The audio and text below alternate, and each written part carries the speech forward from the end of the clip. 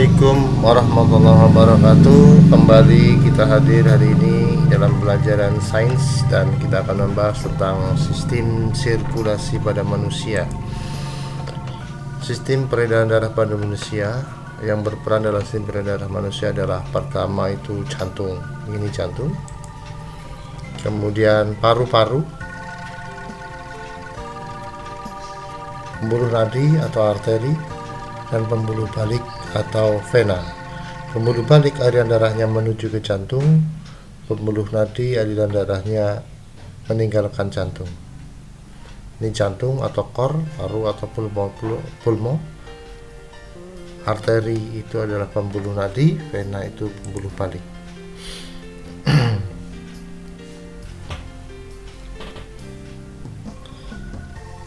Perhatikan jantung kita itu ada 4 ruangan. Nomor 10 itu adalah serambi kanan atau atrium dexter. Ini adalah bilik kanan atau ventricle dexter.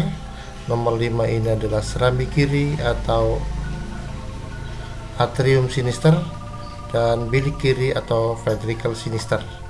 Kita ulangi: serambi kanan, bilik kanan, serambi kiri, dan bilik kiri. Sebelah kanan berwarna biru artinya mengandung darah kotor, darah yang banyak mengandung karbon dioksida. Sedang sebelah kiri berwarna merah, ini darah bersih, banyak mengandung oksigen. Tugas pertama, gambarkan jantung dan beri keterangannya. Sebutkan organ yang terlibat dalam sistem peredaran darah. Apakah yang disebut dengan darah bersih, apa yang disebut dengan darah kotor, dan sebutkan bagian-bagian jantung atau bagian jantung yang berisi darah bersih.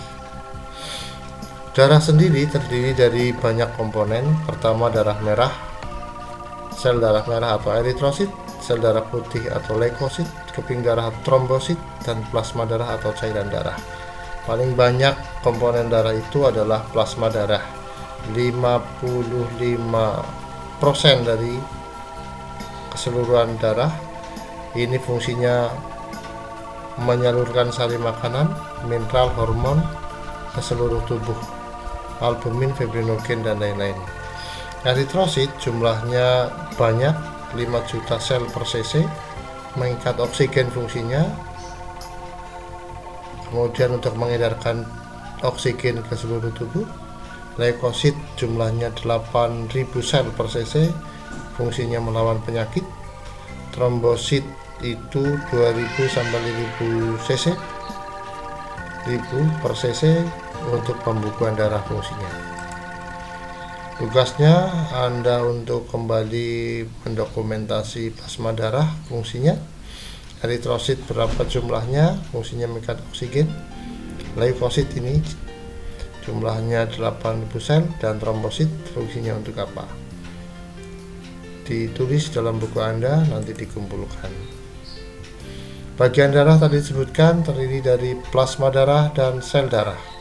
Plasma darah berfungsi mengangkut air, protein, hormon, sari makanan lainnya, mineral, enzim, lemak, dan glukosa.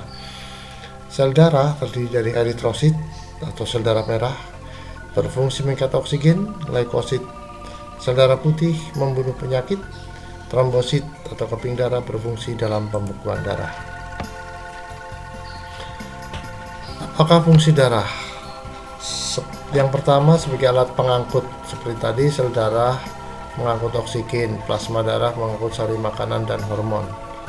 Antibodi, siapa yang bersifat antibodi adalah sel darah putih atau leukosit, tersusun dari beberapa fagosit dan limfosit. Sebagai pembeku darah yaitu trombosit, dan menjaga suhu tubuh. Ada 4 fungsinya: alat pengangkut, antibodi, membekukan darah, dan menjaga suhu tubuh. Ini proses pembekuan darah. Perhatikan, apabila luka maka kulit akan meluapkan darah. Trombosit di dalam darah pecah, atau keping darah ini trombosit pecah, mengusulkan enzim trombokinase. Trombokinase dibantu oleh kalsium dan vitamin K akan merubah protrombin menjadi trombin. Trombin akan memacu fibrinogen menjadi benang fibrin yang kemudian darah membeku. Saya ulangi, trombosit pecah menjadi trombokinase dengan bantuan kalsium dan vitamin K. Protrombin menjadi trombin. Trombin akan mengubah fibrinogen menjadi benang fibrin dan darah membeku. Tugas yang ketiga, apakah fungsi eritrosit, fungsi leukosit, fungsi darah, fungsi plasma darah, dan lengkapi proses skema pembekuan darah yang tadi di layar sebelumnya. Perhatikan ini aliran darah. Kita mulai aliran darah dari bilik kiri. Lihat panahnya. Dari bilik kiri darah meluncur ke aorta. Nomor 7 ini aorta. Kemudian ke seluruh tubuh bagian bawah, seluruh bagian atas. Nomor 8 itu seluruh tubuh.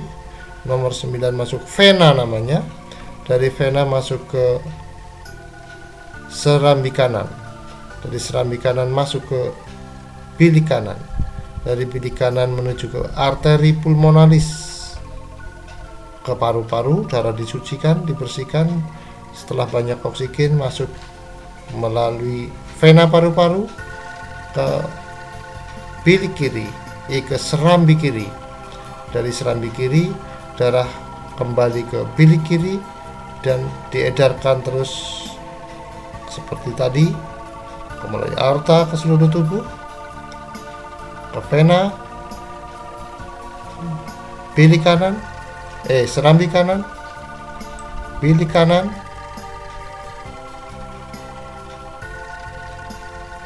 arteri paru-paru, paru-paru, vena paru-paru, serambi kiri, bilik kiri, dan seterusnya. Peredaran dari bilik kanan, bilik kiri ke seluruh tubuh kembali ke serambi kanan namanya peredaran darah besar. Kalau dari bilik kanan ke paru-paru kembali ke serambi kiri namanya peredaran darah kecil. Ini ada layarnya, silakan dibaca urutannya ya.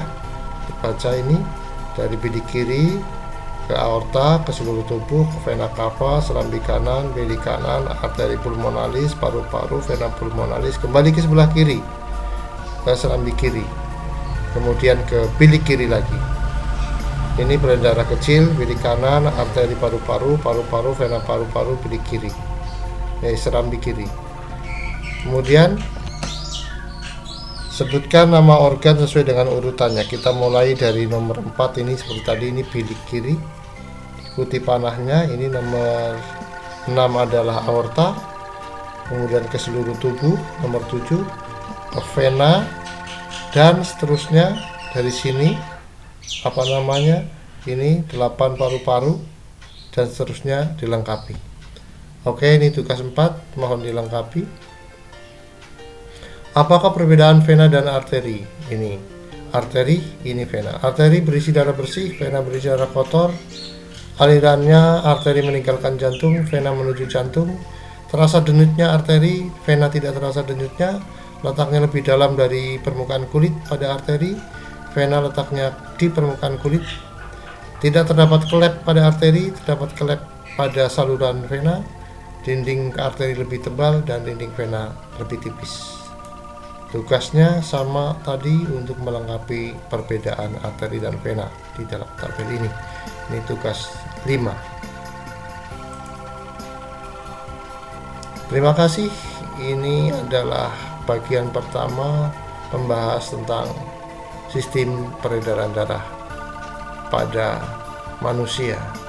Tolong tugasnya untuk dapat diselesaikan dan segera dikumpulkan di dalam buku tugas kalian. Terima kasih. Assalamualaikum warahmatullahi wabarakatuh.